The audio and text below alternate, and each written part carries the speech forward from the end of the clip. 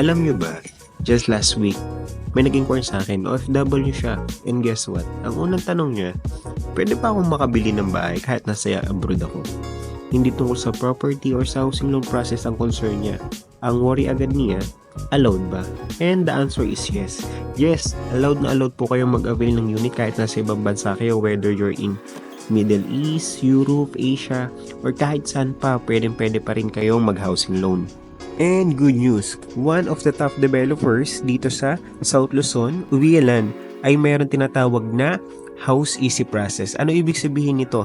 You just need to provide all the necessary documents para sa housing loan and sila na ang bahala sa lahat. Mapabang financing man or pag-ibig financing, Uwialan will take care of the process for you. Pero hindi lang doon natatapos ang pagtulong nila. Even sa transfer ng title, yes, you heard it right, sila rin ang bahala. Imagine mo from housing loan process hanggang sa transfer ng title, wala ka nang iintindihin pa. And here's the best part. All fees from start to finish are covered by developer.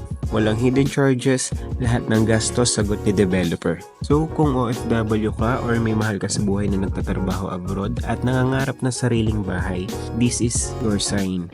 Pwede, possible, and hassle-free with Uwialan.